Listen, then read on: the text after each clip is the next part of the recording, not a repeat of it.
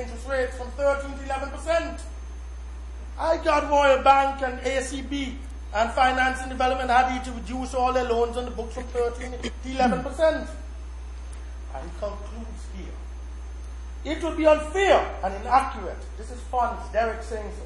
For anyone to try to make you a scapegoat now for the country's financial position.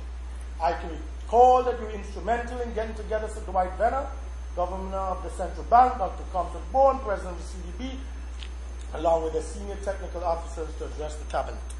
And it goes on and on and on, Madam Speaker. But, Madam Speaker, let's get to the crux of the matter, which is this foundation for a fresh start.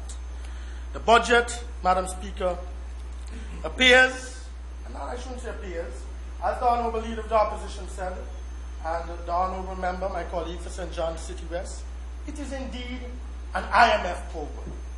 You simply have to log on IMF on the internet and download the most recent Article 4 report on the country, and you can see what the IMF says about the fiscal situation. And they're extremely critical of the past administration.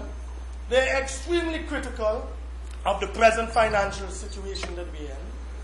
And they're very peeved that we ignored them for many years and we did not send home the 4,000 public servants. But I want to say, Madam Speaker, I know Aaron Court. I know him better than any of you in this house. Any of you in this house, I know him. And I know he cares for the people of this country. And I can say so. And I know that I'm being honest. And he's a politician first and foremost. He doesn't want to inflict harm and pain and suffering on the citizens of this country. But, Madam Speaker, he's caught in a catch-22 situation. He's caught because he wants to impress those pinstripe white men from the IMF and the World Bank who wear their nice, expensive suits. And they come and they give us the dose of austerity. And they say, this is your pill, this is your medication. We're going to fix Antigua and Barbuda. For too long you have prospered. For too long you have had personal income tax exemption from your citizens. You have been irresponsible. How a little dinky 2x4 black undeveloped poor country like this can prosper and have economic growth year after year, year after year. You think they're pleased? They're not pleased, Madam Speaker.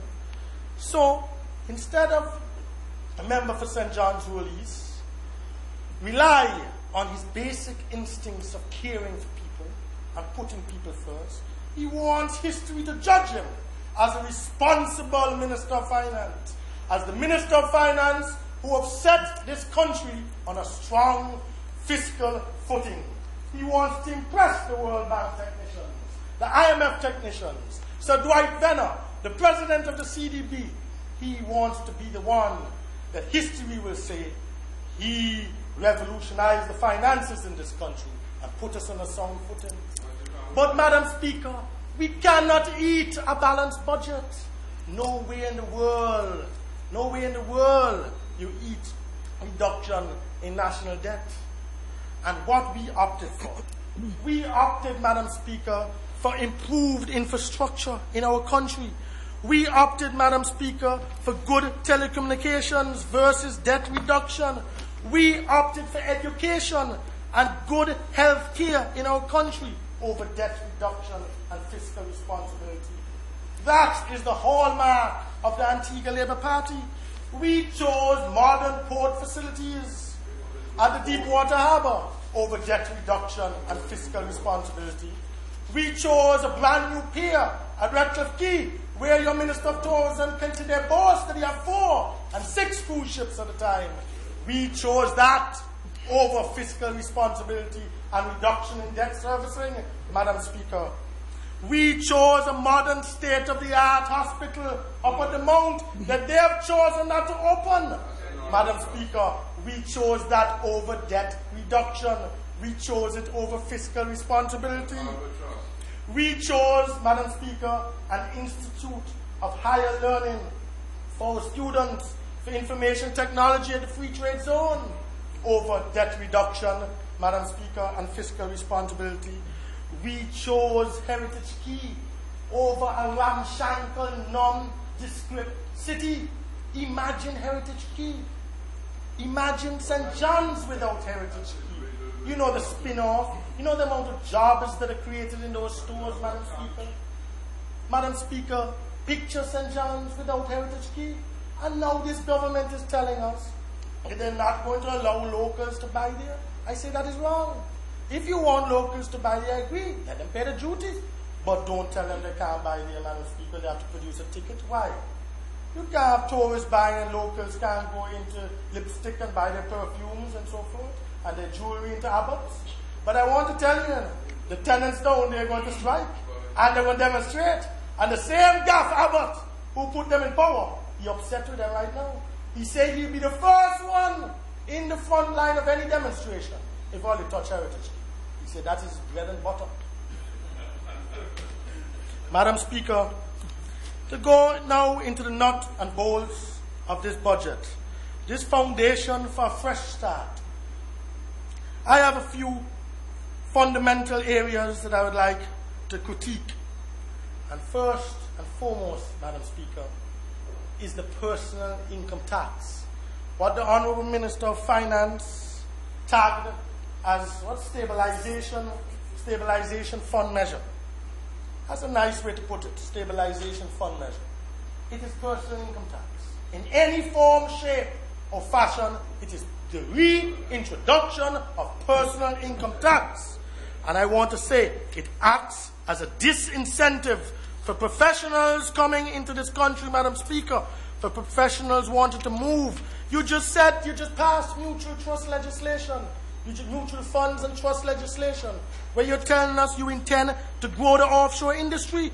Well, how do you intend to grow the offshore industry, and yet you are going to tax professionals? That cannot be right, Madam Speaker. It is a disincentive.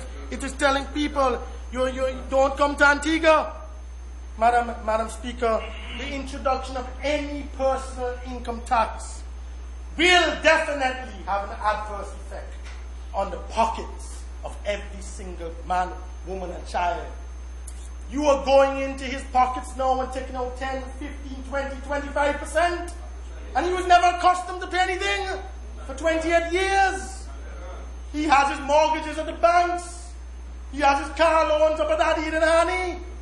And when he made those commitments, Madam Speaker, those commitments were made on a fixed salary, on a salary that had no obligation to pay any personal income tax. They were based on certain spending patterns that they've become accustomed to over the years. And now overnight, in one full swoosh, you say 25% out of your pay pocket. That cannot be right. And many persons have expressed concern. Many persons, and the government realize so.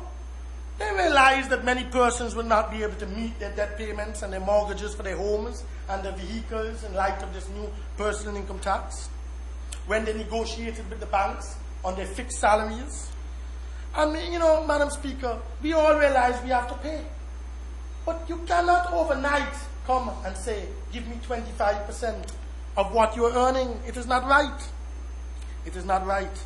And it's going to have serious adverse effects for the people of this country. And I'm asking the Honourable Minister of Finance, who's a caring man, and who says he puts people first, to reconsider this draconian tax measure, because it's draconian, and it's going to affect all and sundry. It's going to affect the middle class in this country that earns over $6,000 a month.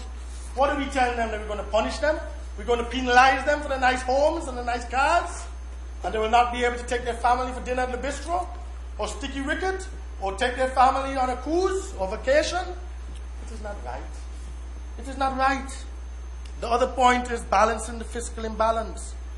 Is dependent heavily, Madam Speaker, on the proposed $151 million bond that the Honourable Minister of Finance stated in his speech. And I applaud the Minister for his initiative. I applaud even more Mr. Mackie Abbott, the head of the Abbott Group, who is a true patriot and a true Antiguan in every sense of the word. Because no matter what government is in power, he's always willing, ready, and able to help the government of the day. But I think to say that you're going to raise $151 million in government paper is overly ambitious, is overly optimistic. especially knowing that the confidence in government paper is not at a high